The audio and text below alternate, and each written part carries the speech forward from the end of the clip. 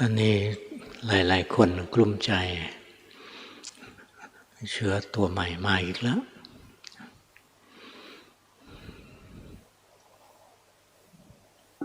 มันระบาดเร็ว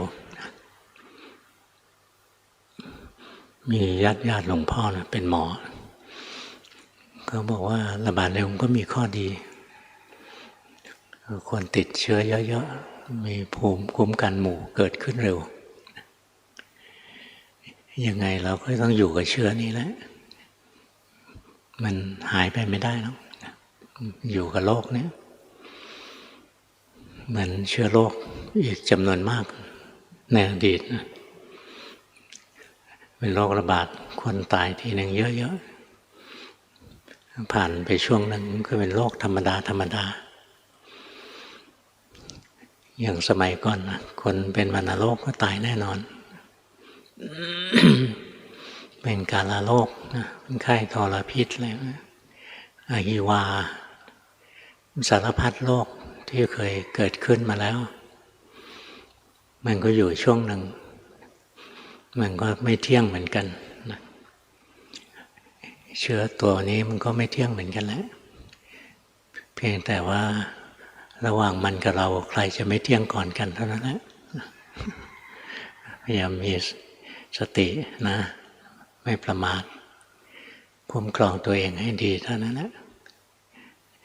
ถ้าพลาดพลั้งติดเชื้อไปนะตายไปเลยก็ไม่เป็นไรเรายังมีกิเลสอยู่เนี่ยเราก็เกิดอีกนะไม่เป็นไรหรอกเพียงแต่ฝึกภาวนาให้มันชำนาญให้มันชินกับการปฏิบัติไว้คนที่เขาภาวนาดีๆภาวนาง่ายๆอะไรเนี่ยก่อนที่เขาจะมาถึงจุดที่ภาวนาง่ายๆภาวนาได้ดีนะเขาก็ล้มลุกคลุกคลานมาแล้วทั้งนั้นนะ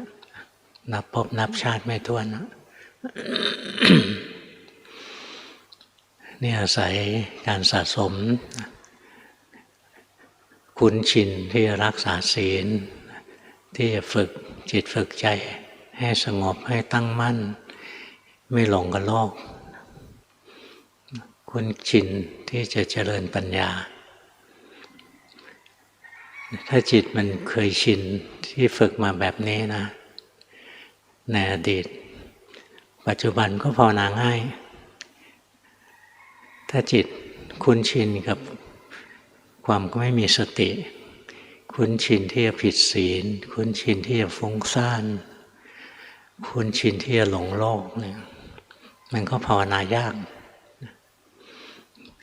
งั้นเรามาใช้เวลาช่วงนี้แหละที่พระพุทธศาสนายังดำรงอยู่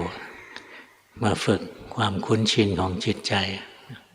ให้มันคุ้นชินที่จะมีสติมีศีลมีสมาธิคุ้นชินที่จะเจริญปัญญา แล้วต่อไป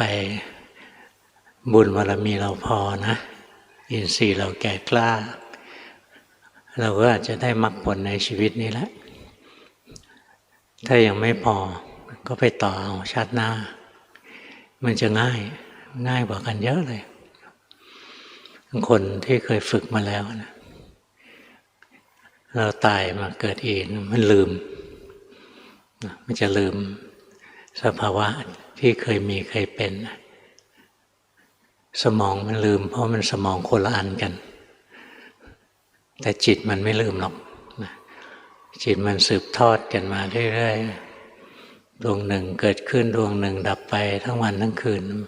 ไม่มีช่องว่างไม่มีระยะห่างหมายถึงไม่งั้นก็เกิดดับ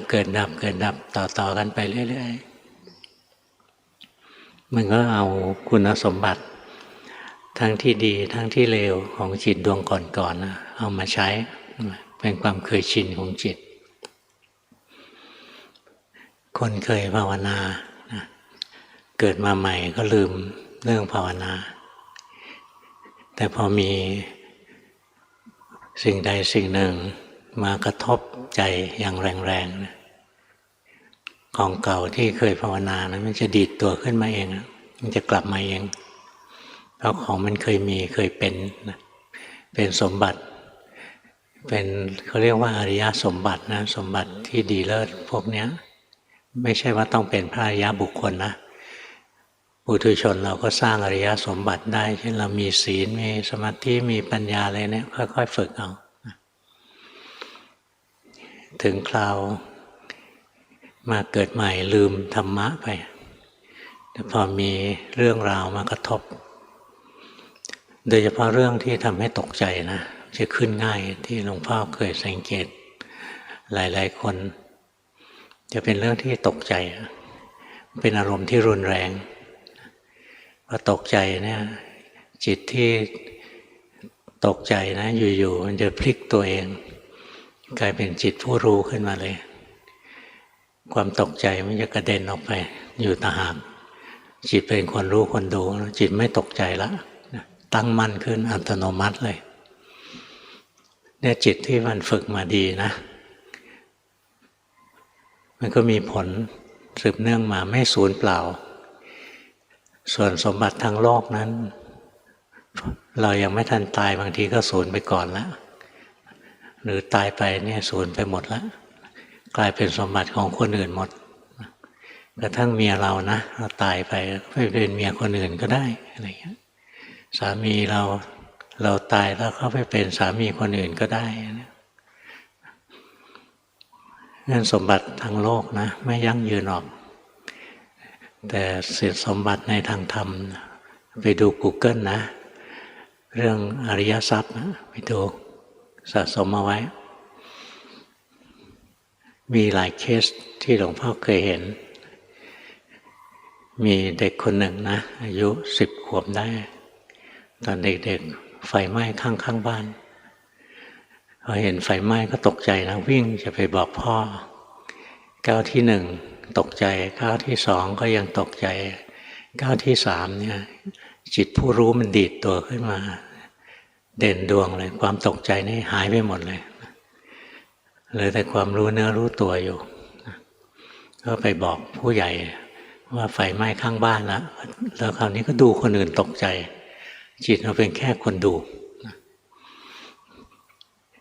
มีพระองค์หนึ่งเคยมาเล่าให้หลวงพ่อฟัง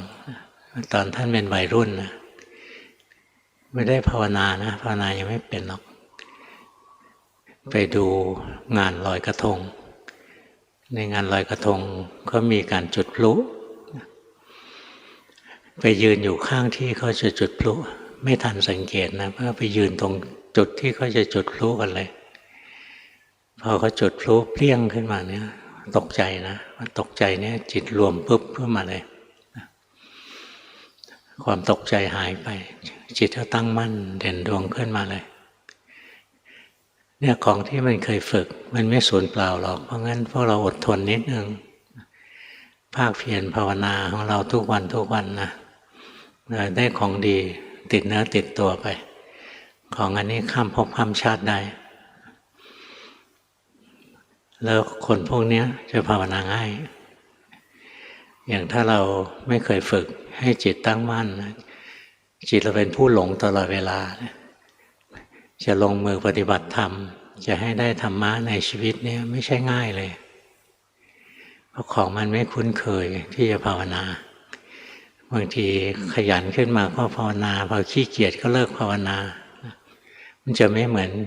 คนที่อินทรีย์เขาสะสมมาแก่กล้านะมันจะชอบภาวนามันภาวนาของมันเองไม่มีใครบังคับหรอกทุกวันนะชอบไหว้พระสวดมนต์นั่งสมาธิเดินจงกรมอะไรเนี่ยเวลาเกิดอะไรกระทบจิตใจอย่างแรงๆใจก็ตั้งมั่นเด่นดวงขึ้นมาเป็นเองเลยเราไม่ต้องไปอิจฉาคนอื่นเขาทำไมเขาภาวนาเร็วเขาภาวนาง่ายทำไมเราภาวนายากจังแถมขี้เกียจภาวนานะเวลาเจอครูบาอาจารย์ก็ภาวนาทีหนึ่งเวลาห่างๆไปก็เลิกไปหลงกับโลกต่อเพราะชินเราจิตเราชินที่จะหลงโลกมันก็จะหลงโลกถ้าจิตเราชินกับการภาวนามันก็จะภาวนาเป็นเรื่องแค่นี้เองเรื่องง่ายๆนี่ความเคยชินนั้นมันสร้างได้เราเคยชินจะหลงโลกนั้นก็ฝึกตัวเองให้หลงโลกไป ปล่อยตัวปล่อยใจตามกิเลสนะตามโลกไปทุกวันทุกวันไม่มีอะไรทำนะบางคนรายได้ดีทำมาหากินสบายคนอื่นเขาลำบากปิดบ้านปิดเมืองเราเนี่ยค้าขายออนไลน์อะไรต่ออะไรหากินได้ไม่ลำบากเรื่องทำมาหากินแต่ทุกวันชอบดูข่าว Facebook นี่แหละตัวดีเลยนะดูข่าวการเมืองคนนั้นโพสต์อย่างนั้นคนนี้โพสต์อย่างนี้อะไรเงี้ยดูแล้วกิเลสที่ไม่เคยเกิดก็เกิดกิเลสที่มีแล้วก็แรงขึ้นส่วนใหญ่คนเล่นเน็ตนะหลวงพ่อไม่เห็นมันจะมีกุศลสักกี่คนเลยมีเหมือนกันแหละถ้าฟังอยู่ดู YouTube ที่หลวงพ่อเทศน์จริงก็เป็นกุศลแหละถ้าไปดูการบ้านการเมืองนะนักการเมืองคนนั้นอย่างนั้นคนนี้อย่างนี้โทสะมันก็ขึ้นนี่เราก็เลือกเอานะเลือกเสพเราจะเสพสิ่งที่เป็นพิษเสพยาพิษก็เอาหรือจะเสพยาบำรุงจิตใจก็เอาเราเลือกเอานี่บางคนสบายทุกอย่างแล้วนะแต่มันสนใจวุ่นวายกับการเมืองอะไรเงี้ยข่าววันๆหนึ่งเยอะแยะนะทั้งในประเทศทั้งต่างประเทศเลยนะกิเลสก็เกิดตลอดเวลาเลยแล้วตกค่ำจะไปนั่งสมาธิไปเดินจงกรมอะไรเงี้ยจะไปได้กินหรอ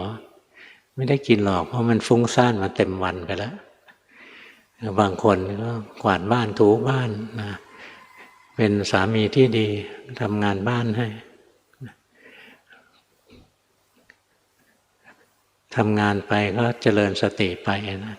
เดี๋ยวแวบเดียวแวะไปดูอินเทอร์เน็ตแล้วไปไม่รอดหรอกบวกกับลบทำทั้งบวกทำทั้งลบถ้ามันเท่ากันกลายเป็นศูนย์เลยหมดไม่มีอะไรเหลือถ้าบวกเยอะหน่อยมันก็มีลบส่วนหนึ่งหักลบกลบนี่ก็ยังกำไรนิดหน่อยก็อย่าบ่นว่าช้าทำไมไม่ได้ธรรมะสักทีก็ทำทุกวันทำทุกวันแต่ก็รั่วทุกวันพยายามนะพยายามเข้ารักษาใจเราอย่าให้มันรั่วให้มันไหลตามกิเลสพยายามหลีกเลี่ยงภาษาอะไรที่กระทบแล้วกิเลสที่ยังไม่เกิดก็เกิดกิเลสที่เกิดแล้วรุนแรงขึ้นภาษาอะไรที่เกิดแล้วเนี่ยกุศลที่เคยมีก็ไม่มีหายไปเราก็เลี่ยงซะสิ่งเหล่านี้อย่างเลี่ยงสะสมแต้มของเราไปเรื่อยๆนะพยายามพัฒนาสติวิธีพัฒนาสติก็คือการเจริญสติปัฏฐานนั่นแหละมีสติระลึกรู้กายมีสติระลึกรู้เวทนามีสติระลึกรู้จิตตสังขารมีสติระลึกรู้รูปธรรมนามธรรมทั้งหลายทั้งปวงรูปธรรมนามธรรมทั้งหลายมีเหตุก็เกิดหมดเหตุก็ดับบังคับไม่ได้มันทำงานสืบเนื่องกันเพราะสิ่งนี้มีสิ่งนี้จึงมีเพราะสิ่งนี้ไม่มีสิ่งนี้ไม่มีค่อยฝึกตัวเองเจริญสติรู้กายเวทนาจิตธรรมเฝ้ารู้ไปเรื่อยสติระลึกรู้อะไรก็รู้อันนั้นแหละถนัดอะไรก็อันนั้นแหละถนัดรู้กายก็รู้กายรู้กายแล้วได้อะไรก็ได้สติได้ศีลได้สมาธิปัญญารู้เวทนานะก็ได้สติได้ศีลได้สมาธิได้ปัญญาจะรู้จิตมันก็ได้อย่างเดียวกันเจริญธรรมานุปัสสนาก็ได้อย่างเดียวกันละนี่รายละเอียดปลีกย่อยแตกต่างกันนิดหน่อยแต่ความบริสุทธิ์นั้นมันอันเดียวกันความแตกฉานเนี่ยพวกที่เจริญเข้าไปถึงธรรมานุปัสสนานะเขาจะแตกฉานในธรรมะถ้าเราไม่แก่กล้านะดูกายดูใจไว้สองอันนี้ง่ายๆที่สุดดูใจใจมันโลภใจมันโกรธใจมันหลงใจไม่โลภไม่โกรธไม่หลงดูแค่นั้นนะถ้าอินทรีย์เรากล้าแข็งขึ้นเราก็ดูเวทนาก็ดูธรรมานุปัสสนาเวทนายากกว่าดูกายธรรมานุปัสสนายากกว่าดูจิตมันละเอียดประณีตขึ้น อย่างหลวงพ่อนะให้ไปดูกายนะจืดใจมันรู้สึกจืดชืดเลยนะรู้สึกคับแคบรู้สึกไม่ชอบอ่ะมันตื้นมากเลยดูกายเคยดูนะไม่ใช่ไม่เคยหรอกดูผมนะพอดูแป๊บเดียวนะผมสลายหมดเลยเห็นหนังศีรษะดูหนังศีรษะนะเห็นหัวกะโหลกนะมันสลายตัวเป็นชั้นไปดูหัวกะโหลกหัวขาดไปแล้วดูลงในร่างกายเนี่ยเนื้อหนังหายไปเหลือแต่กระดูกดูกระดูกแล้วกระดูกระเบิดเลยนะดูเศษเล็กเศษน้อยของกระดูกกลายเป็นคลื่นแสงนะดูแล้วก็จืดมันจบอยู่ตรงนี้ทุกทีเลยนะไม่เห็นมีอะไรใจเรานะมันก็แจ่มแจ้งอยู่แล้วว่ากายนี้มันไม่ใช่ตัวเราตรงนี้ไม่ใช่พระอริยะหรอกนะพระพุทธเจ้าท่านบอกไว้ปุถุชนที่ไม่ได้สดับธรรมะนะคนทั่วๆไปนะสามารถเห็นได้ว่ากายไม่ใช่ตัวเราเพราะมันตายให้ดูมันเจ็บให้ดูนะมันแก่ให้ดูอยู่เรื่อยๆคนตายเยอะแยะใช่ไหมคนนั้นที่เรารู้จักก็ตายคนนี้ก็ตายอะไรเงี้ยใจมันก็เห็นความจริงง่ายนะร่างกายไม่ใช่เราถึงวันหนึ่งมันก็แตกสลายแต่บางคนต้องดูทางนี้ก่อนนะต้องดูกายก่อนดูจิตไม่ได้ดูกายไปก่อนแต่อย่างหลวงพ่อนะจิตมันไม่ชอบกายมันดูแล้วรู้สึกคับแคบนะมันตื้นหลวงปู่ดูลท่านเลยสอนให้หลวงพ่อดูจิตท่านเก่งนะท่านเก่งมากๆเลยท่านรู้ว่าลูกศิษย์คนนี้ควรจะภาวนายังไงหลวงพ่อมาดูจิตนะรู้สึกโอ้จิตนะมันทำไมมันมีสิ่งให้เรียนรู้มากมายเหลือเกินกว้างขวางเหลือเกินร่างกายเรายังเห็นนะแต่จิตใจของเราไม่เคยรู้ไม่เคยเห็นเลยเรารู้แค่ว่าสิ่งบางสิ่งมันอยู่ในเนี้ยมันเป็นตัวรับรู้อารมณ์แต่มันเป็นยังไงเราไม่รู้นะมันทำงานได้ยังไงเราไม่รู้นะมันดีมันชั่วมันทำกิจกรรมอะไรได้บ้างเราไม่รู้เลยนะจิตนะทำงานได้ทั้ง14อย่างนะทำงานได้ทั้ง14แบบเราไม่ต้องเรียนทั้งหมดหรอกนี่หลวงพ่อเล่าให้ฟังเท่านั้นจิตก็มีหลากหลายนะปุถุชนมันก็มีจิตได้81อย่างนะนี่ถ้าไม่ได้ฌานนะก็น้อยลงไปกว่านั้นอีกแต่ก็หลายสิบนะพระอริยบุคคลนะก็มีความหลากหลายไปอีกหลายชนิดรู้สึกจิตนี่มันวิจิตรพิสดารจริงๆเฝ้ารู้เฝ้าดูทีแรกก็ไม่รู้นะหลวงปู่ดูลบอกให้ดูจิตไม่รู้ว่าจิตมันอยู่ที่ไหนก็คิดนะจิตต้องอยู่ในร่างกายเราเนี่ยแต่ดูตรงไหนของกายกำหนดจิตดูไปที่ผมเลยนะผมยาวๆนะตอนนั้นดูลงไปมีจิตอยู่ไหมในนี้ดูลงไปผมก็สลายไปนะไม่มีจิตนะไม่มีจิตอยู่ในเส้นผมไม่มีจิตอยู่ในขนในเล็บในฟันในหนังในเนื้อในเอ็นในกระดูกไม่มีจิตอยู่ตรงไหนเลยจิตอยู่ในกายแต่ไม่ได้อยู่ตรงไหนของกายนี่สิมันวิจิตรพิสดารจริงๆนะค่อยๆดูค่อยๆรู้ไปแล้วก็ค่อยๆสังเกตไปนะตรงที่หลวงพ่อเข้าใจจิตในเบื้องต้นนะตอนนั้นหลวงพ่อสวดมนต์นะสวดมนต์ในใจพุทโธสุโธกรุณามหันนโวพระพุทธเจ้าผู้บริสุทธิ์มีพระกรุณาดังห้วงมหันนบนี่สวดอยู่ในใจนะพอท่องคำว่าพุทโธสุโธนะเห็นกระแสของความคิดเนี่ยมันเลื้อยออกมาจากกลางอกเหมือนงูนะเลื้อยขึ้นมาอย่างเงี้ยเลื้อยออกมานะจากกลางอกนะแล้วทันทีที่เราเห็นกระแสของความคิดนะกระแสของความคิดดับปั๊บผู้รู้เกิดขึ้นเลยงั้นผู้รู้นะกับผู้หลงเนี่ยมันตรงข้ามกันนะถ้าจิตเราหลงปรุงหลงแต่งแล้วเรามีสติรู้นะตัวรู้เกิดเลยนะพอมีตัวรู้แล้วก็สังเกตมันตัวเดียวกับตัวที่เคยนั่งสมาธิมาแต่เด็กนั่นแหละแต่ว่าแต่ก่อนนี้มีตัวรู้แล้วก็ไม่รู้จะไปไหนต่อก็มัวแต่ไปดูโน่นดูนี่ออกไปนะไปอ่านพระไตรปิฎกไปอ่านธรรมะอะไรมากมายหาวิธีที่จะปฏิบัติต่อทั้งที่ได้ตัวรู้มาแต่เด็กแล้ว ถ้าเจอหลวงปู่ดูลได้ให้ดูจิตจิตนั่นแหละคือตัวรู้ดูทีแรกดูไม่เป็นนะไปนั่งเฝ้าไว้นั่งจ้องไม่ให้คลาดสายตาเลยตัวรู้มันก็เด่นดวงอยู่นะเกิดตัวรู้ซ้อนตัวรู้ไปเรื่อยๆไม่มีที่สุดนะเรียกว่าวิญญาณเป็นอนันต์ดูไปดูไปในสุดก็หยุดนิ่งว่างสว่างอยู่ไปหาหลวงปู่บอกทำผิดแล้วอันนี้บังคับจิตไม่ได้ดูจิตจิตมีธรรมชาติคิดนึกปรุงแต่งไปทำซะไม่คิดไม่นึกไม่ปรุงไม่แต่งใช้ไม่ได้ไปทำใหม่คราวนี้ก็เลยมาดูจริงๆแล้วจิตเป็นยังไงรู้ว่าเป็นอย่างนั้นเดี๋ยวก็จิตโกรธขึ้นมารู้จิตโกรธก็ดับเกิดจิตไม่โกรธเดี๋ยวก็โกรธอีกรู้อีกโกรธอีกรู้อีกหลวงพ่อเป็นพวกขี้โมโหนะพวกโทสะงั้นจิตโกรธเนี่ยเกิดบ่อยพอจิตโกรธเกิดบ่อยเราก็เห็นไปเรื่อยๆนะเห็นมันเกิดแล้วมันก็ดับไปเดี๋ยวเป็นจิตโกรธเดี๋ยวจิตไม่โกรธเนี่ยเกิดดับในสุดต่อไปมันก็เริ่มขยับไปนะบางทีจิตไม่ได้โกรธจิตโลภก็เห็นนะจิตโลภเกิดแล้วก็ดับแล้วก็ฝึกไปเดี๋ยวก็มีจิตรู้อ้าวเผลอแป๊บเดียวหลงไปแล้วเป็นจิตหลงอีกแล้วเนี่ยจิตมีโมหะจิตไม่มีโมหะเนี่ยเฝ้าดู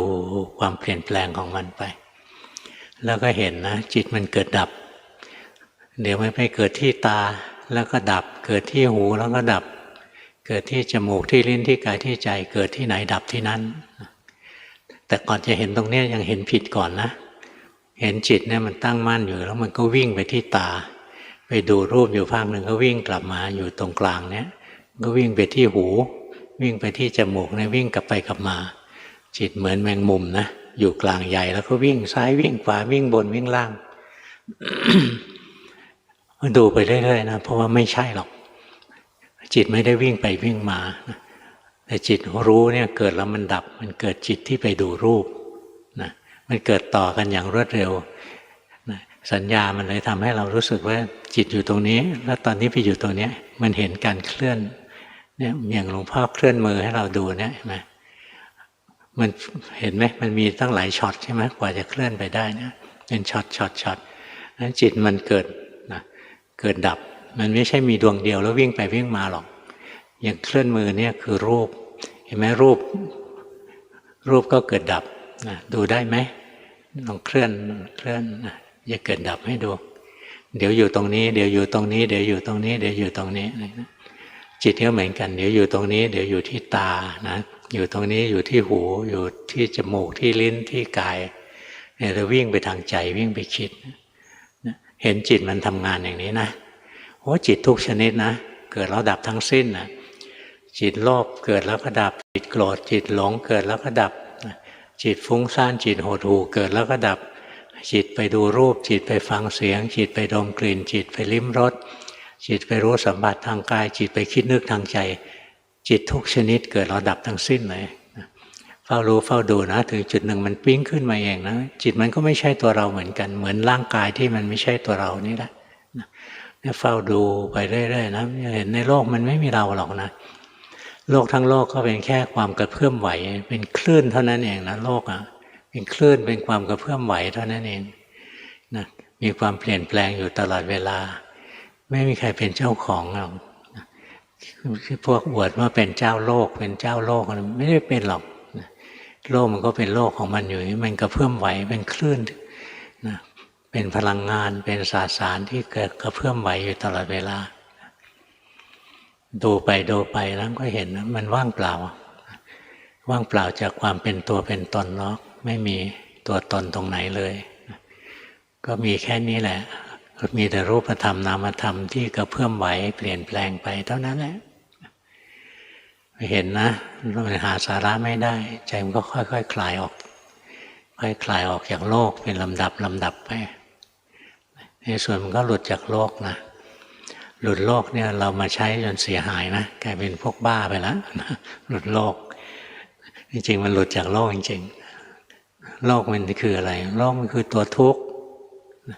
โลกไม่มีตัวอื่นหรอกโลกมีแต่ตัวทุกข์ดูเป็นแล้วจิตหลุดโลกมันเสียหายไหม หลุดออกจากกองทุกข์มันเสียหายไหมไม่เสียหายเลยนะมีแต่เรื่องที่เป็นสิริมงคลอย่างยิ่งเลยนะรู้แจ้งอริยสัจเนี่ยพระพุทธเจ้าบอกนะเป็นมงคลอย่างยิ่งนะรู้แจ้งแทงตลอดในอริยสัจจิตเข้าถึงความปลอดภัยจิตมันเขมังนะจิตมันไม่มีความผูกพันอะไรจิตเข้าถึงความปลอดภัยไม่มีความสุขนะสงบสุขค่อยๆฝึกไปถ้าเราดูอย่างที่หลวงพ่อบรรยายเรื่องดูจิตให้ฟังไม่เป็นดูกายไปก่อนเห็นร่างกายมันไม่ใช่ตัวเรามันทำงานไปนะค่อยรู้ค่อยดูไปดูได้แล้วต่อไปก็มาดูจิตใจเราแต่บางคนนะบางท่านดูกายแล้วท่านก็บรรลุมรรคผลเลยนะบรรลุถึงที่สุดแห่งทุกข์ได้เลยทำไมดูกายแล้วถึงที่สุดแห่งทุกข์ได้เพราะถึงที่สุดแห่งทุกข์นั้นมันต้องปล่อยวางจิตได้มันปล่อยวางกายไปก่อนนะมันปล่อยวางจิตตามมาคนละสเต็ปกันอย่างเราดูกายนะดูไปเรื่อยๆใครเป็นคนดูจิตเป็นคนดูตรงที่ปัญญาเกิดไม่เห็นกายกับจิตทำงานอยู่ด้วยกันแหละร่างกายมันเคลื่อนไหวได้เพราะจิตสั่งอะไรจิตเป็นนายกายเป็นบ่าวอะไรเงี้ยงั้นดูกายมันก็เห็นจิตตรงที่มันรู้แจ้งแทงตลอดนั่นเห็นทั้งกายทั้งจิตไม่ใช่ตัวเราไม่ใช่ของเราดูไปเรื่อยๆนะก็เห็นเองกายนี้คือตัวทุกข์ก็วางกายพอวางกายแล้วโดยธรรมชาตินั้นก็เข้ามาที่จิตแล้วคราวนี้ร่างกายจะเคลื่อนไหวยังไงเห็นจิตหมดเลยนะการรับรู้เนี่ยมันลงมาที่จิตทั้งนั้นเลยลงมาต่อไปมันก็เห็นนะจิตก็ไม่มีอะไรจิตคือตัวทุกข์ทุกข์เพราะไม่เที่ยงทุกข์เพราะถูกบีบคั้นทุกข์เพราะว่าบังคับไม่ได้ไม่อยู่ในอำนาจรู้แจ้งแทงตลอดทั้งกายทั้งจิตมันก็ไม่มีอะไรให้รู้อีกแล้วก็วางกายวางจิตมันจะไปรู้ธรรม รู้ธรรมที่สูงสุดนะคือพระนิพพานนิพพานสงบนะสงบสันติว่างที่ว่างเพราะไม่มีรูปธรรมไม่มีนามธรรมไม่มีพระอาทิตย์ไม่มีพระจันทร์ไม่มีกลางวันไม่มีกลางคืนว่างอยู่อย่างนั้นเสถียรใจที่เราเข้าไปสัมผัสนะใจมันก็มีความปลอดภัยตรงนี้ไม่มีศัตรูรุกรานเข้ามาได้แล้วมีความสุขมีความปลอดภัยอยู่ในตัวเองพยายามฝึกตัวเองทุกวันนะอดทนทำให้เต็มที่แล้วได้ผลแค่ไหนก็แค่นั้นแหละอยากได้ผลมากๆมันก็ไม่มีประโยชน์อะไรทำเหตุให้มากแล้วผลมันมาเองทำเหตุก็คือเจริญสติไว้ทำสติให้มากนะศีลที่ไม่เคยมีก็จะมีสมาธิที่ไม่เคยมีก็จะมีปัญญาที่ไม่เคยมีก็จะมีขึ้นมาได้อาศัยสตินะเป็นตัวตั้งต้นคล้ายๆเป็นเซลล์ตั้งต้นนะตัวสติเนี่ยมันก็พัฒนาเป็นเซลล์ชนิดนั้นชนิดนี้ขึ้นมาที่ดีๆเพราะฉะนั้นเราพยายามฝึกเมื่อกี้บอกแล้วนะการฝึกสติทำได้โดยการทำสติปัฏฐานวิธีทำสติปัฏฐานนะจะรู้กายก็ได้รู้เวทนาก็ได้รู้จิตก็ได้แต่ธรรมานุปัสสนาเว้นไว้ก่อนยากเกินไปแต่ไม่ว่าจะเจริญกายานุปัสสนาเวทนานุปัสสนาจิตานุปัสสนานะสุดท้ายมันจะไปลงที่ธรรมานุปัสสนาอัตโนมัตินะไปตรงนี้ทุกคนแหละที่ไปเห็นอริยสัจนะลงตรงเนี้ยงั้นเริ่มต้นไม่ต้องไปที่ธรรมานุปัสสนาก็ได้มันยากอย่างเราดูจิตนะเราก็จะเห็นจิตใจเรามีกิเลสบ้างไม่มีกิเลสบ้างเกิดดับไม่เที่ยงเป็นทุกข์เป็นอนัตตาถ้าดูระดับธรรมานุปัสสนานะมันละเอียดลงไปอีกนะมันไม่ใช่แค่ดูจิตโลภโกรธหลงหรอกมันดูลึกลงไปอีกชั้นหนึ่งนะมันดูไปถึงตัวนิวรณ์ ตัวรากตัวเง่านะของโลภโกรธหลงอีกทีหนึ่งเป็นตัวที่ขัดขวางคุณงามความดีทั้งหลายแล้วจะพบว่านิวรณ์แต่ละตัวนะมีเหตุนิวรณ์แต่ละตัวมีเหตุทั้งสิ้นเลยทั้ง5ตัวก็มีเหตุต่างๆกันไปนะจะเรียนรู้เหตุรู้ผลรู้เหตุรู้ผลตัวธรรมานุปัสสนาเนี่ยเรียนแล้วจะรู้เหตุรู้ผลนะส่วนตัวกายเวทนาจิตเนี่ยเรียนแล้วจะเห็นว่าสภาวะทั้งหลายทั้งปวงนะเกิดขึ้นตั้งอยู่แล้วก็ดับไปไม่มีตัวเราไม่มีของเราถนัดอันไหนเอาอันนั้นนะทำอะไรไม่ได้นะก็หายใจไปไหนๆก็หายใจอยู่แล้วอย่าหายใจทิ้งเปล่าๆหายใจเข้ารู้สึกตัวหายใจออกรู้สึกตัวหายใจเข้าลืมไปแล้วเนี่ยจิตมันหนีไปแล้วรู้ว่ามันหนีนะกลับมาหายใจใหม่ไม่ว่ามันหายใจธรรมดาธรรมดาเวลาหายใจก็อย่าไปบังคับให้จิตสงบถ้าหายใจแล้วก็บังคับจิตนะก็ผิดธรรมชาติอีกแล้วผิดธรรมดาอีกแล้วจิตนะมันมีธรรมชาติคิดนึกปรุงแต่งนี่ไปหายใจจนมันนิ่งๆเลยไปปรุงแต่งความนิ่งความว่างขึ้นมาก็ใช้ไม่ได้นะเราอยากเห็นความจริงเราก็อย่าไปดัดแปลงมันนะจะทำอานาปานสตินะไปเจริญสติด้วยการหายใจก็หายใจออกรู้สึกหายใจเข้ารู้สึกนะแล้วพอมันไม่รู้สึกพอมันเผลอก็รู้ว่ามันเผลอนะแป๊บเดียวนะผู้รู้มันจะเกิดเองนะจิตจะตั้งมั่นขึ้นมาแล้วก็ต่อไปเผลออีกนะเผลออีกรู้อีกเผลออีกรู้อีกต่อไปนะมันจะสติมันจะไวนะเผลอปุ๊บรู้ปั๊บเผลอปุ๊บรู้ปั๊บเลยนะค่อยๆฝึกไปหรือบางคนไม่ชอบดูลมหายใจดูแล้วอึดอัดก็มาดูร่างกายยืนเดินนั่งนอนเห็นร่างกายยืนเดินนั่งนอนไปได้นะพอขาดสตินะมันก็ลืมร่างกายมันไปคิดเรื่องอื่นแล้วคิดเรื่องวันนี้นัดกับสาวไว้อะไรอย่างเงี้ยนะทีนี้พอร่างกายมันขยับนะจะโทรหาเขาแล้วขยับจะคว้ามือถือแล้วเนี่ยร่างกายเคลื่อนนะมันเคยรู้สึกตัวเนี่ยร่างกายขยับแล้วเคยรู้สึกนะมันจะรู้สึกขึ้นเองนะนี่เรียกสติเกิดแล้วให้ความหลงไปอยู่ในโลกของความคิดความฝันอะไรมันหลุดออกมาดับไปจิตหลุดออกมาเป็นผู้รู้ขึ้นมาอีกแล้วเราก็จะได้ทั้งสตินะได้ทั้งสมาธิเนี่ยการเจริญสติปัฏฐานนะคอยมีสติรู้สภาวะที่กำลังเกิดขึ้นนะให้จิตเป็นแค่ผู้รู้ผู้ดูอยู่ค่อยๆฝึกไปโดยเฉพาะจิตมันหลงปุ๊บรู้ปั๊บเนี่ยตัวรู้มันเด่นดวงขึ้นมาเลยหรือจิตมันโลภโลภปุ๊บรู้ปั๊บก็ใช้ได้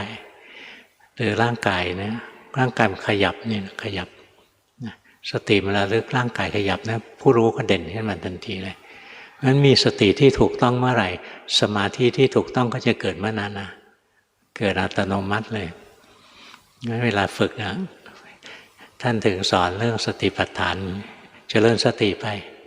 แล้วสิ่งที่ได้นะคืออะไรคือได้สติได้สมาธิมีจิตจะตั้งมั่นเป็นผู้รู้ผู้ดูอัตโนมัติแล้วการเจริญสติปัฏฐานเมื่อทำต่อไปจะได้อะไรจะได้ปัญญาเพราะฉะนั้นการเจริญสติปัฏฐานนะเราจะได้ทั้งสติได้ทั้งสมาธิได้ทั้งปัญญานะมันเป็นหลักสูตรที่พระพุทธเจ้าท่านสอนไว้นะถ้าเราเจริญสติปัฏฐานถูกต้องนะเราจะได้ทั้งสติทั้งสมาธิปัญญาถ้าสติสมาธิปัญญาของเราแก่กล้าแล้วเนี่ยวิมุตติก็เกิดเองมรรคผลมันจะเกิดเองเพราะฉะนั้นตั้งอกตั้งใจนะแต่ละคนสังเกตตัวเองทำกรรมฐานอะไรสักอย่างหนึ่งที่เนื่องด้วยกายด้วยใจของเรานี่แหละไม่ต้องเอาของข้างนอกหรอกไม่ต้องไปนั่งดูเทียนดูใบไม้ไหวดูอะไรไม่ต้องไปดูข้างนอกหรอกนะดูเข้ามาที่ตัวเองนะดูกายก็เช่นดูร่างกายหายใจออกร่างกายหายใจเข้าร่างกายยืนเดินนั่งนอนร่างกายเคลื่อนไหวร่างกายหยุดนิ่งอะไรเงี้ยหรือเห็นความเป็นธาตุของร่างกายร่างกายหายใจเข้าเนี่ยก็มีธาตุไหลเข้าร่างกายหายใจออกก็มีธาตุไหลออกเนี่ยเห็นความเป็นธาตุของมันกินอาหารนะก็เอาธาตุใส่เข้าไปขับถ่ายก็เอาธาตุไหลออกไปร่างกายก็เป็นแค่ธาตุคอยรู้คอยดูอย่างนี้ก็ใช้ได้นะดื่มน้ำแล้วก็ไปปัสสาวะออกเนี่ยร่างกายก็มีธาตุน้ำนะ มีธาตุดินมีธาตุน้ำมีธาตุลมนะมันแล้วมีความร้อนเกิดขึ้นภายในธาตุไฟเวลาเจ็บป่วยบางทีตัวร้อนจะบางทีเจ็บป่วยบางทีตัวเย็นเลยนะเนี่ยธาตุไฟมันแปรปรวนนะจะดูธาตุอย่างนี้ก็ได้นะถ้าดูได้นะแต่ของง่ายๆก็คือดูร่างกายหายใจร่างกายยืนเดินนั่งนอนร่างกายเคลื่อนไหวร่างกายหยุดนิ่งหัดดูอย่างนี้ไปแล้วต่อไปนะสติสมาธิปัญญามันจะแก่รอบขึ้นนี่บางคนนะให้ดูร่างกายเนี่ยจิตใจยังวอกแวกให้ดูกายหายใจใจยังวอกแวกอย่างอื่นนะให้ดูกายเคลื่อนไหวใจก็ยังวอกแวกนะก็ต้องเพิ่มเติมอะไรลงไปอีกเพื่อให้ใจไม่วอกแวกการให้ใจไม่วอกแวกคือการทำสมถกรรมฐานนั่นเองอย่างบางคนทำสมถกรรมฐานด้วยกายนะเนี่ยกำหนดจิตเลยนะไม่ต้องใช้มือนะใช้จิตเราลองหลับตานะแต่อย่าให้ตามันแข็งนะหลับตาให้มันสบายๆอย่าให้ตรงนี้แข็งๆนะกำหนดจิตนะเหมือนมีมือลึกลับมือเรานี่แหละกำหนดมือจริงไม่ต้องเคลื่อนนะดึงผมอะถอนมันอะถอนไปกำหนดด้วยจิตนะมันก็ถลกหนังหัวมันเนี่ยหัวกะโหลกเห็นหัวกะโหลกใช่ไหมเอานิ้วแย่ลงไปในลูกตาฉีกมันง้างขากรรไกรมันในนี้ทำไปแล้วได้อะไรได้สมาธิครูบาอาจารย์บางองค์ท่านก็ถนัดเรื่องนี้นะท่านฉีกร่างกายท่านเป็นส่วนๆนั้นเรียกมางกายครูบาอาจารย์ที่ชำนาญอันนี้คือหลวงปู่หลุยหลวงปู่หลุยจันทสาโรลูกศิษย์หลวงปู่หลุยก็หลวงพ่อหลวงปู่สุจินนะสุจินโนนี่แหละเดิมเรียนอยู่กับหลวงปู่หลุยค่อยมาบวชกับหลวงปู่ดูลทีหลังเนี่ยฉีกร่างกายนะเป็นชิ้นนะแหวกอกตัวเองนะแหวกจิตมันชอบคิดนักเหรอใช่ไหมชอบคิดโน้นคิดนี่ให้ดูกายไม่ยอมดูให้นั่งคิดพิจารณากายไม่ยอมมันต้องมีแอคชั่นฉีกโน้นฉีกนี้นะให้มันหยาบขึ้นไปอีกหยาบหักกระดูกนะถอดกระดูกเป็นชิ้นกว้างไปทิศเหนือทิศใต้กว้างไปข้างหน้าข้างหลังนะในส่วนร่างกายสลายไปนะจิตสงบตั้งมั่นขึ้นมาได้นี่ก็อุบายนะเป็นอุบายหรือถ้าเราเจริญสติปัฏฐานเราก็เห็นแค่กายเคลื่อนไหวดูไปแต่ถ้าตรงนี้เอาไม่อยู่จิตยังฟุ้งซ่านมากก็ทำสมถะทำสมถะก็ทำได้เยอะแยะไปอารมณ์อะไรก็ใช้ทำสมถะได้อย่างการม้างกายฉีกร่างกายก็เป็นสมถะไม่ใช่วิปัสสนานะเนี่ยอุบายในการปฏิบัตินะมีเยอะแยะถ้าเราฉลาดเราก็รู้ว่าอันไหนเหมาะสมกับตัวเองอย่างหลวงปู่หลุยท่านฉลาดเนี่ยท่านรู้ว่าท่านฉีกร่างกายแล้วจิตท่านสงบเนี่ยจิตสงบแล้วท่านก็เจริญธรรมะต่อไปพิจารณาเจริญสติปัฏฐานให้เกิดปัญญาต่อไปนี่พวกเราก็ต้องทำนะตอนไหนฟุ้งซ่านมากก็ทำสมถะไปดูตัวเองทำสมถะแบบไหนสงบแบบหวือหวาอย่างที่เล่าเนี่ยเมื่อกี้มันหวือหวามากแต่หลวงพ่อทำสมถะนะหายใจเข้าพูดหายใจออกโทเดี๋ยวก็สงบแล้วอยู่ที่เราถนัดอะไรบางคนถนัดสวดมนต์แต่สวดมนต์หลวงพ่อไม่แนะนำบทสวดที่ยาวๆนะบทสวดที่ยาวนะกว่าจะจบบทนะหลงไป500 รอบแล้วนั้นไม่ได้เรื่องอะสวดก็สวดอะไรที่สั้นๆพุทโธธัมโมสังโฆอะไรก็ได้พุทธะเมตตังจิตตังมะอะไรสักบทหนึ่งสั้นๆอะไรเงี้ยอะไรก็ได้เมตตาคุณังอรหังเมตตาอะไรก็ได้หาสักบทหนึ่งแล้วก็บริกรรมของเราไปเรื่อยๆบางคนเขาก็ชอบนามาพาทานามาพาทาพวกที่ชอบนามาพาทาส่วนใหญ่จะชอบทางกสิณเล่นให้เกิดอิทธิฤทธิ์อะไรเงี้ย แต่ถ้าเราไม่เอากสิณไม่เอาอิทธิฤทธิ์นะเราแค่บริกรรมเป็นที่อยู่ที่อาศัยของจิตก็ใช้ได้ไม่มีอะไรต่างกันบางคนก็บอกไม่เอาสัมมาอรหังนะเพราะเป็นหลักสูตรที่เราไม่ชอบอะไรเงี้ยที่จริงสัมมาอรหังเป็นคำบริกรรมเฉยๆอย่าไปสร้างนิมิตอะไรอย่าไปหลงนิมิตมันก็ใช้ได้เหมือนกันอะไรก็ได้นะเอาที่เราถนัดที่เราถูกใจบริกรรมแล้วก็จิตใจสบายจิตใจมีความสุขอยู่กับการบริกรรมแล้วก็บริกรรมเราไปอย่างนี้เราก็ได้สมาธิแล้วนี้จะฝึกให้เกิดสติทำยังไงเราก็บริกรรมของเราไปนี่แหละพอจิตมันหลงลืมคำบริกรรมมันหนีไปคิดเรื่องอื่นรู้ทันเนี่ยรู้ทันสภาวะที่จิตมันเคลื่อนไปนะต่อไปพอสติเคลื่อนนะพอจิตมันเคลื่อนไปนะสติมันเกิดเองมันจะระลึกได้เองอ้าวเผลอแล้วใช้ได้หลงแล้วก็รู้แต่ไม่ใช่ไปตั้งท่องนี้นะหลงรู้หลงรู้หลงรู้หลงรู้นะนี่ไอ้นี่หลงหลงหลงหลงเนี่ยไม่ใช่หลงรู้หรอกนะถ้าหลงรู้คือหลงแล้วรู้หลงแล้วรู้อย่างนี้ใช้ได้กรรมฐานอะไรก็ได้นะถ้าเรารู้ทันสภาวะที่กำลังมีกำลังเป็นนะตัวผู้รู้จะเกิดอัตโนมัติโกรธแล้วรู้ว่าโกรธก็เกิดตัวผู้รู้โลภแล้วรู้ว่าโลภก็เกิดตัวผู้รู้หลงโดยเฉพาะหลงคิดนะหลงคิดมันเกิดทั้งวันนะงั้นส่วนใหญ่ครูบาอาจารย์จะสอนเรื่องหลงนะหลงคิดนะเพราะอะไรเพราะมันเกิดทั้งวันเดี๋ยวก็หลงเดี๋ยวก็หลงนะจะเอาโกรธมาทำกรรมฐานนะนานๆโกรธทีบางคนชาตินี้ไม่เคยโกรธนะมันเป็นคนใจเย็นมาแต่ไหนแต่ไรไม่โกรธอ่ะแล้วจะรอดูเมื่อไหร่มันจะโกรธวะนะอย่างนี้ไม่มีให้ดูของที่เรามีเราขี้โลภเห็นอะไรก็อยากได้เห็นอะไรก็อยากได้นะจิตโลภขึ้นมาเรารู้โลภขึ้นมาเรารู้อย่างนี้ใช้ได้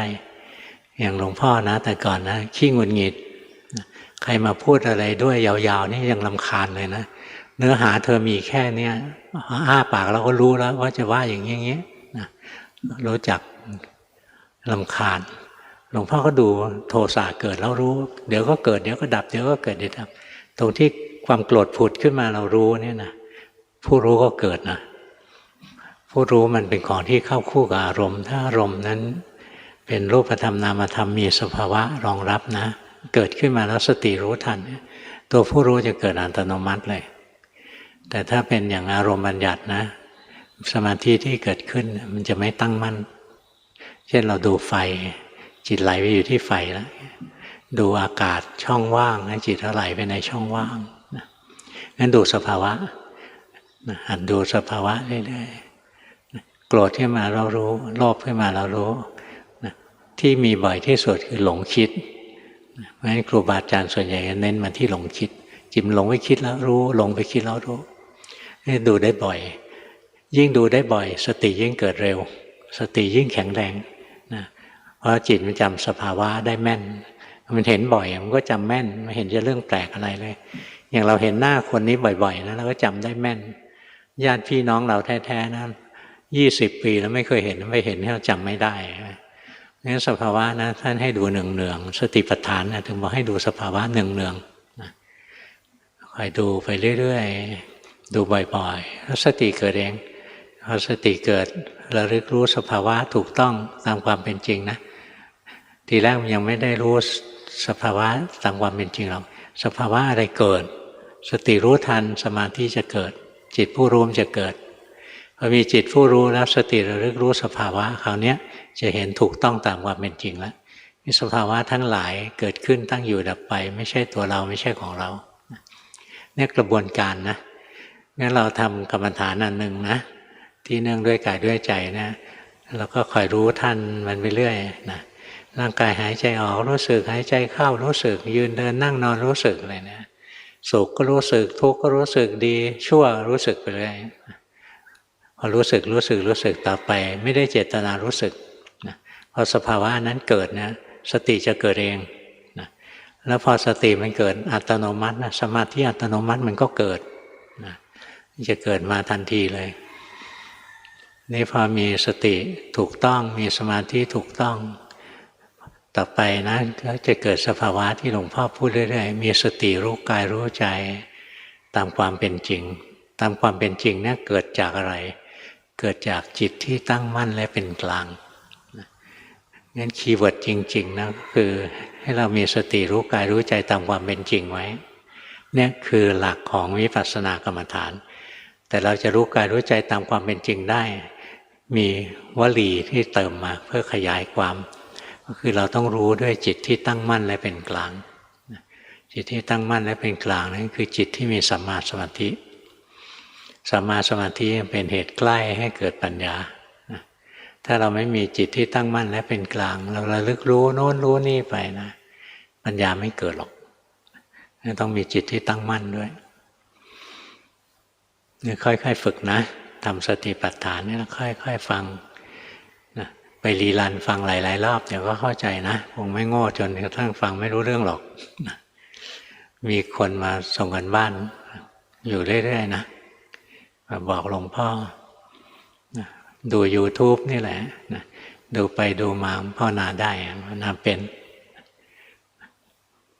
บางคนก็บอกสงสัยจะได้มรรคผลแล้วนะจะได้มรรคผลแล้วหลวงพ่อบอกวินยูชนรู้ด้วยตัวเองสินะดูสิจะได้มรรคผลจริงหรือสังเกตเอาเวลาสังเกตนะจิตต้องเป็นสภาวะปกตินะถ้าจิตทรงสมาธิอยู่สังเกตไม่ได้นะอย่างจิตทรงอย่างนี้นะมันจะไม่มีอะไรให้เราดูหรอกกิเลสหยาบๆอะไรไม่เกิดหรอกนะแต่ถ้าจิตปกติอย่างนี้แล้วเห็นสภาวะไปนะแล้วมันจะรู้อย่างถ้าเราคิดว่าภาวนาแล้วได้โสดาแล้วเนี่ยตอนที่จิตใจเราปกตินะกระทั่งจิตหลงนะหลงอยู่เนี่ยนะแล้วระลึกลงไปนะมันไม่มีเราหรอกนะแล้วจิตของระดับพระสกทาคาเนี่ยนะก็คล้ายๆพระโสดาแหละแต่ต่างกันความต่างจริงๆก็ต่างเยอะนะจิตพระโสดานะมันยังใกล้เคียงจิตปุถุชนอยู่จิตพระสกทาคานี่มันห่างโลกออกมาอีกชั้นหนึ่งแต่ยังไม่หลุดออกจากโลกยังเกาะเกี่ยวโลกอยู่นิดๆหน่อยๆพอถึงขั้นที่สามนะจิตของพระอนาคาเนี่ยมันไม่เกาะเกี่ยวกับโลกแล้วไปเกาะเกี่ยวกับโลกละเอียดเกาะเกี่ยวกับรูปโลกอรูปโลกภายในขั้นสุดท้ายนะจิตไม่เกาะอะไรเลยไม่เกาะกระทั่งฌานสมาบัติทั้งหลายนะรูปฌานอะไรไม่เกาะหรอกถ้าภาวนาแล้วจิตยังเกาะอยู่อย่างนี้ทั้งวันเลยนะแต่จิตเนี่ยไม่ไหลไปทางกามแล้วแต่เนี้ย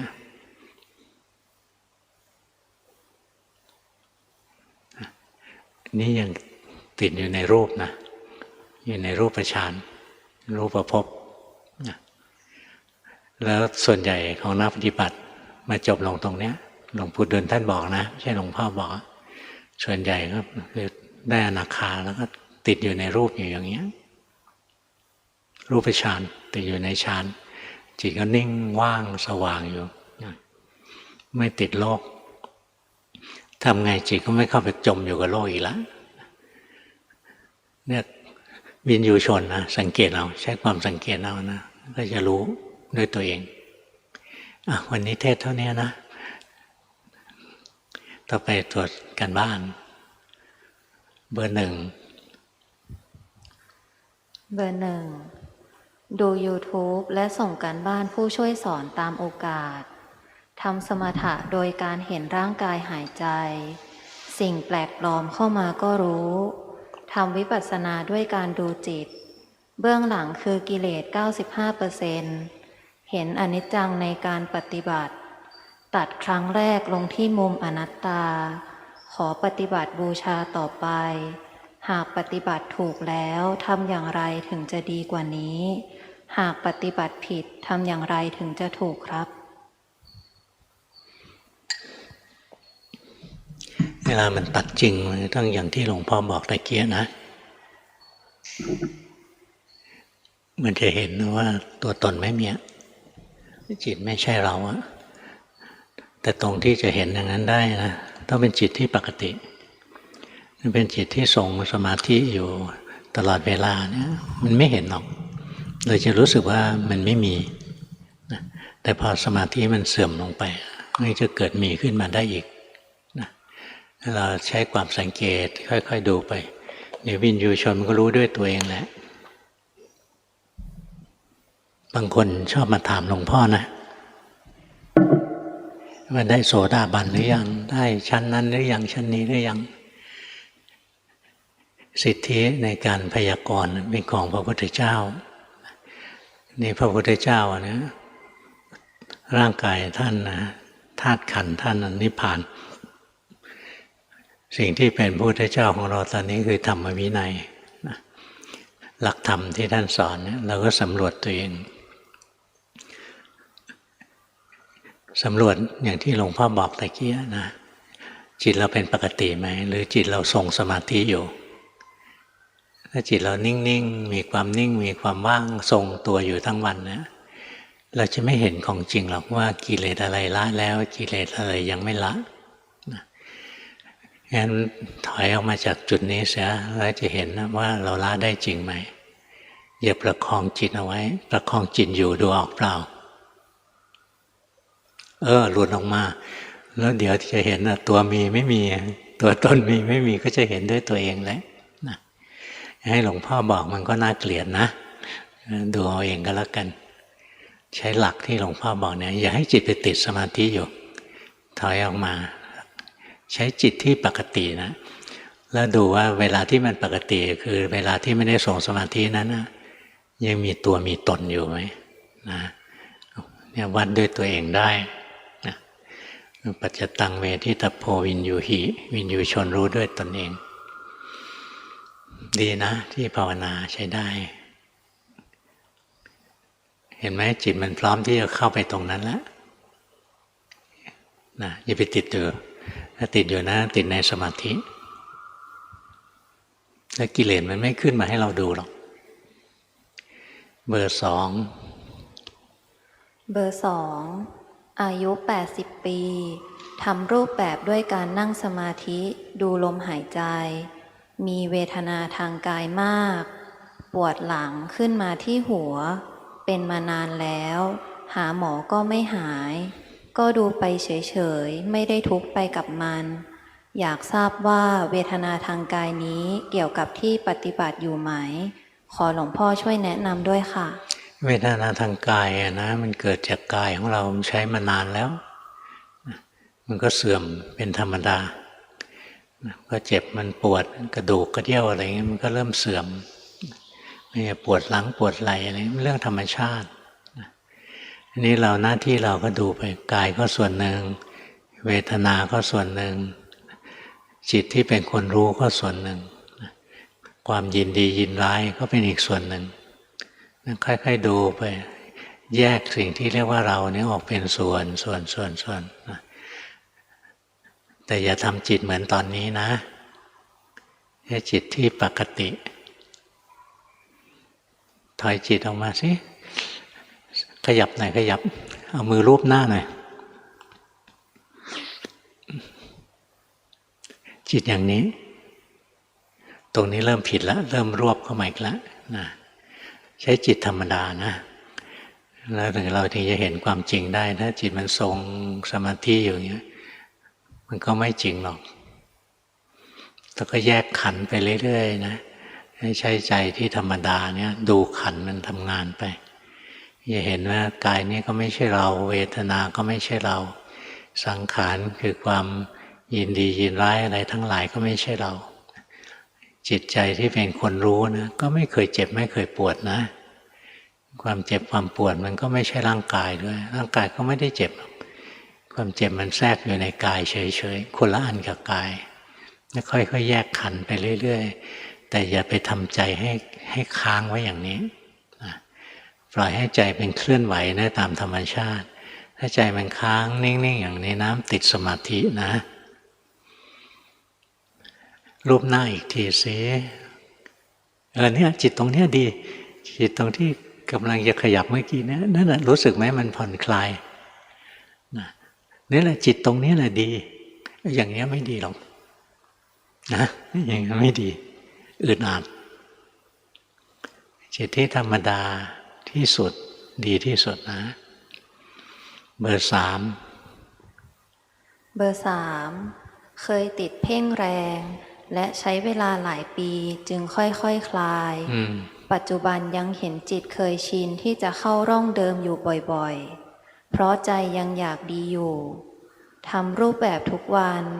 หายใจเข้าพุทออกโทเป็นเครื่องอยู่แต่รู้สึกว่าตนเองสมาธิยังไม่ค่อยดีและไม่ค่อยเจริญปัญญาเพราะมีนิสัยขี้กังวลเครียดง่ายส่วนหนึ่งเกิดจากปัญหาสุขภาพอีกส่วนเห็นว่าจิตมีความอยากผลักดันเนืองๆขอหลวงพ่อแนะนำด้วยค่ะที่เล่ามาก็ฟังเข้าท่านะนี่พอจิตมันไม่เดินปัญญานี่ช่วยมันคิดพิจารณาลงในร่างกายเลยดูลงไปเรื่อยๆมันเจ็บตรงไหนดูมันไปดูซิร่างกายมันเจ็บจริงหรือเปล่าหรือความเจ็บกับร่างกายคนละอันกันจิตมันเป็นคนดูอยู่ต่างหากนะเนี่ยค่อยดูลงไปในร่างกายเราเนี่ยพิจารณาลงในกายนะให้เห็นว่ากายมันก็อันหนึ่งเวทนาก็อันหนึ่งจิตก็อันหนึ่งคอยดูเรื่อยๆเดี๋ยวปัญญามันก็เกิดเองแหละการแยกธาตุแยกขันธ์นั้นเป็นจุดตั้งต้นของการเจริญปัญญาเป็นการปัญญาเจริญปัญญาขั้นที่หนึ่งเลยแยกขันธ์เพราะฉะนั้นอย่างตรงไหนมันเด่นนะความรู้สึกมันเด่นเช่นสมมติว่ามันเจ็บหลังเนี่ยก็ดูลงไปที่หลังค่อยดูไปเรื่อยดูสบายๆนะอย่าไปหวังว่าดูแล้วจะหายเจ็บนะดูสบายๆไปแล้วไม่นานมันจะเห็นนะร่างกายก็อันหนึ่งความเจ็บก็อันหนึ่งจิตที่รู้ก็อันหนึ่งค่อยๆดูไปแล้วต่อไปก็จะเห็นนะร่างกายเป็นแค่วัตถุธาตุเป็นของที่เรายืมโลกมาใช้ชั่วครั้งชั่วคราวเวทนาความเจ็บปวดนะมันก็เกิดขึ้นเป็นคราวๆเดี๋ยวเบาเดี๋ยวแรงเดี๋ยวหายไปเดี๋ยวมาใหม่อะไรเงี้ยก็เกิดดับไปเรื่อยจิตเราเป็นแค่คนรู้คนดูเดี๋ยวก็รู้แล้วก็อินนะไม่ชอบเลยอย่างเนี้ยเจ็บเดี๋ยวรู้แล้วก็แหมตั้งมั่นอยู่ต่างหากอะไรเงี้ยเพราะจิตเดี๋ยวก็ดีเดี๋ยวก็ร้ายเอาแน่เอานอนไม่ได้เนี่ยเฝ้ารู้เฝ้าดูไปแล้วมันจะเจริญปัญญาได้มันจะเห็นขันแต่ละขันไม่ใช่ตัวเราไม่ใช่ของเราหรอกนั่นแหละการเจริญปัญญานะงั้นร่างกายไม่สบายดูไปกายก็ส่วนหนึ่งความเจ็บป่วยก็ส่วนหนึ่งจิตที่เป็นคนรู้ก็ส่วนหนึ่งดูเรื่อยๆเดี๋ยวปัญญามันก็เกิดเองแหละมันจะเห็นไตรลักษณ์เห็นแต่ละส่วนไม่ใช่ตัวเราหรอกเบอร์สี่ปฏิบัติโดยการสวดมนต์และเดินจงกรมช่วงนี้เกิดสภาวะไม่รู้ว่าเรามาจากไหนและกำลังจะไปไหนรู้สึกอ้างว้างหาตัวเองไม่เจอไม่มีสิ่งยึดเหนี่ยวรู้สึกทุกสิ่งทุกอย่างไม่มั่นคงรู้สึกโลกนี้ไม่ปลอดภัยเห็นว่าตัวเราตามหาอะไรบางอย่างตามหาในสิ่งที่ไม่มีอยู่จริงมันว่างเปล่าทำให้รู้สึกกลัวและทุกข์ขอหลวงพ่อแนะนำแนวทางปฏิบัติด้วยค่ะปฏิบัติดีแล้วนะปฏิบัติถูกนะถึงเห็นอย่างนี้มันเห็นว่าทุกอย่างหาสาระแก่นสารไม่ได้ทุกอย่างนะโลกนี้ไม่มีที่พึ่งที่อาศัยมีแต่ของน่ากลัวของแปรปรวนคนที่รู้สึกว่า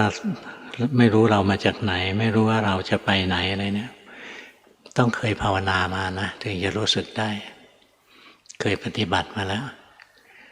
นี่การปฏิบัติเนี่ยเราเดินวิปัสสนาแล้ว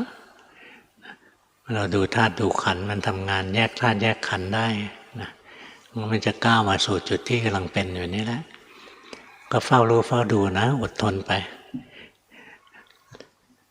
ไม่ใช่ว่าเราจะทิ้งสิ่งที่ว่างเปล่าแล้วก็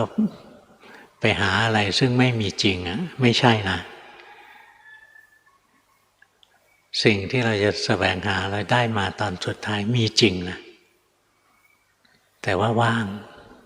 นะพระนิพพานมีจริงไม่ใช่พระนิพพานว่างเปล่า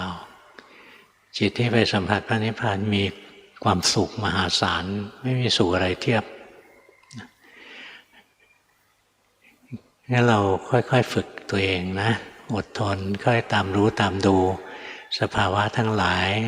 ล้วนแต่ตกอยู่ใต้ไตรลักษณ์ทั้งสิ้นไม่ได้ภาวนาเพื่อจะเอาอะไรเพื่อจะมีอะไรเพื่อจะเป็นอะไรเฝ้ารู้เฝ้าดูไปถือว่าเราปฏิบัติบูชาพระพุทธเจ้าไปเรื่อยๆถึงจุดหนึ่งจิตมันก็จะรู้ว่ารูปธรรมนามธรรมทั้งหลายทั้งปวงเนี่ยไม่ใช่ของดีของวิเศษเลยเอาเป็นที่พึ่งที่อาศัยไม่ได้อยากจะหนีไปจากมันใจมันอยากจะหนีไปให้พ้นก็หนีไม่ได้ไม่ว่าจะไปสู่ภพภูมิอะไรมันก็เอาจิตไปด้วยเอารูปธรรมนามธรรมนี้ไปด้วยก็เอาตัวทุกข์อันนี้ไปด้วยงั้นการหนีไม่ใช่คำตอบแต่การเรียนรู้มันไปนี่แหละที่เรียกว่ารู้ทุกข์ถ้ารู้ทุกข์แจ่มแจ้งนะใจจะค่อยๆ คลายออกนะใจจะวางใจจะเป็นกลางขึ้นมาฝึกเรื่อยๆไปนะจิตมันจะเข้าไปสู่คำว่าเป็นกลางเป็นกลางต่อทุกสิ่งทุกอย่างแล้วตรงนั้นนะถ้าบุญบารมีเราพอนะอริยมรรคก็จะเกิดขึ้นนี่เป็นเส้นทางเดินที่พระอริยะทั้งหลายท่านก็เดินมาทางนี้แหละมันก็จะผ่านจุดนี้แหละจุดที่เบื่อจุดที่รู้สึกน่ากลัวจุดที่รู้สึกว่าไม่มีสาระแก่นสารเนี่ยจะผ่านตรงเนี้ยแล้วก็อยากจะไปให้พ้นแล้วทำยังไงก็ไปไม่พ้นหรอกเพราะไปที่ไหนก็มีรูปมีนามมีกายมีใจที่เป็นตัวทุกข์ไปด้วยเมื่อไปไม่พ้นก็รู้มันไปเรียนรู้มันไปในสุดจิตก็เป็นกลางกับมันจิตก็จะวางมันทีหลังเบอร์ 5เบอร์ 5เข้าพรรษาตั้งใจตื่นเร็วขึ้นเดินจงกรมตอนเช้าทุกวันและทำได้สำเร็จรู้สึกมีแรงขึ้นขยันทำในรูปแบบเช้าเย็นสวดมนต์เดินจงกรมบริกรรมไปด้วยหลงคิดแล้วรู้ระหว่างวันใช้คำบริกรรมเป็นเครื่องอยู่ฝึกดูความชอบไม่ชอบกิเลสสังขารและดูกายเวลาทำงานบ้านผลคือรู้สึกอยากภาวนาเห็นว่าการตามดูกายใจเป็นเรื่องสนุกที่ทำอยู่เป็นการทำถูกและขยันหรือไม่คะทำถูกนะทำถูกแล้วทำอีกแต่ใจเรายังฟุ้งเก่งอยู่อย่างฟุ้งเก่งนั่นต้องมีเครื่องอยู่นะเวลาเราอยู่กับลมหายใจเงี้ยไม่ใช่อยู่เพื่อให้จิตสงบแต่อยู่เพื่อเวลาจิตหลงลืมลมหายใจจะได้รู้ไวๆเท่านั้นแหละไม่ใช่เพื่อให้สงบให้ดีอย่างโน้นอย่างนี้นะหายใจไปแล้วว่าจิตมันหนีเรารู้ไปเรื่อยๆที่ฝึกอยู่ดีนะแต่สมาธิยังไม่พอถ้าฝึกไปเรื่อยๆทำสม่ำเสมอนะจิตจะมีพลังขึ้นมามันจะตั้งมั่นมีกำลังนะตรงนี้กำลังยังไม่พอต้องทำอีกแต่มาได้ดีมากๆแล้วล่ะมาได้เยอะแล้วล่ะทำอีกมีปัญหาไปถามคุณแม่ชีเอาเบอร์ 6เบอร์ 6ช่วงนี้ระหว่างวันเห็นจิตไหวๆจิตไม่ตั้งมั่นบ่อยๆเลยกลับมาดูกายช่วยทำให้ดูได้ถึงจิตมากขึ้นและเห็นจิตทำงานได้เองเห็นจิตบังคับบัญชาไม่ได้บ่อยขึ้นขอคำแนะนำเพิ่มเติมด้วยครับทำถูกแล้วนะทำดีแล้วด้วยนะอย่าทิ้งกายดูกายแล้วมันจะเห็นจิตชัดพออายุเยอะขึ้นนะดูจิตอย่างเดียวไม่ไหวหรอกเดี๋ยวมันจะเคลิ้มเอากายมาช่วยร่างกายขยับขยื่นนะรู้สึกไปเรื่อยแล้วจิตมันจะค่อยเด่นดวงรู้สึกไหมจิตมันตั้งมั่นมันเด่นดวงขึ้นมาโดยที่เราไม่ได้บังคับมันเราไม่ได้ทำมันขึ้นมามันเป็นของมันเองมันเป็นผลจากการที่เราภาวนาต่อเนื่องยาวนานนะ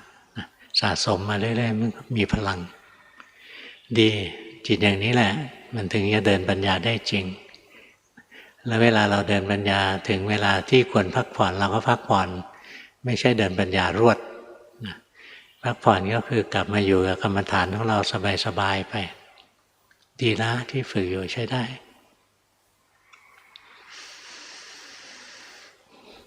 เนี่ย6 คนเนี่ยเราดีที่สุดเลยนะที่ผ่านมาเบอร์ 7เบอร์ 7ปัจจุบันภาวนาในรูปแบบโดยเดินจงกรมครึ่งชั่วโมงในชีวิตประจำวันดูกายสลับพุทโธจิตยังฟุ้งซ่าน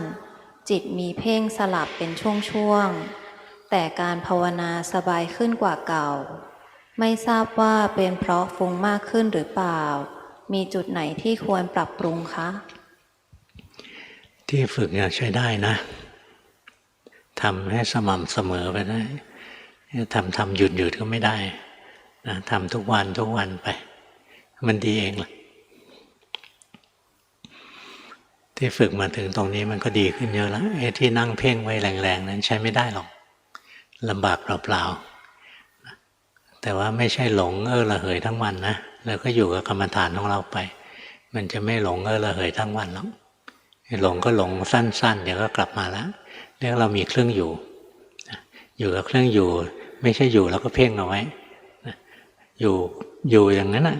แต่พอจิตมันหนีไปแล้วเรารู้เอาว่ามันจะพัฒนาได้ตรงนี้เพ่งมากไปนิดนึงมันจะแน่น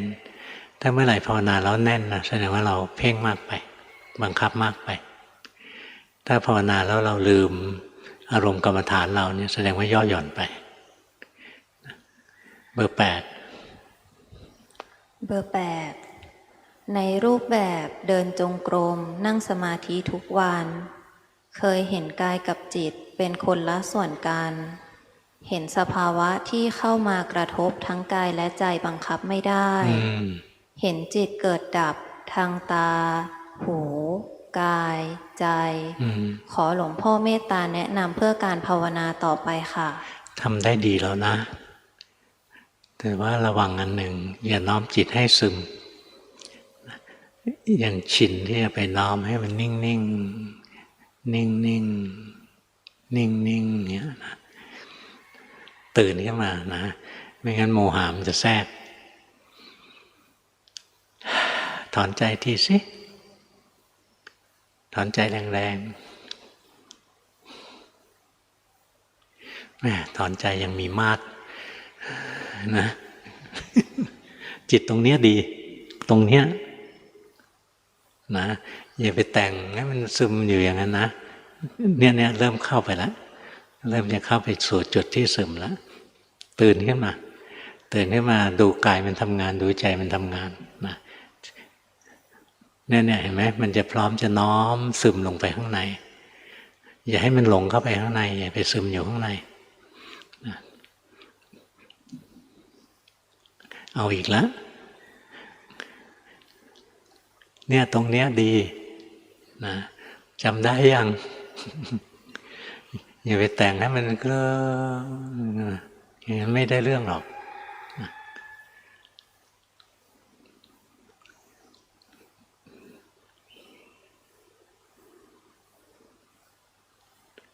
เห็นไหมจิตมันเริ่มทำงานแล้วรู้สึกไหมมันเริ่มดูอะไรดีวะเนี่ยเราก็เห็นนะจิตแหมมันแสสายแล้วมันเที่ยวอยากจะหาอารมณ์แล้วรู้ทันมันนะไม่ทำอย่างนี้ละทดละทวยซึมอย่างนี้ไม่ได้เรื่องแล้วไม่ได้เดินปัญญาสงบเฉยๆแต่มันจะไม่เดินปัญญาออกมาข้างนอกนี้มันรู้สึกนะวันนี้เท่านี้แหละ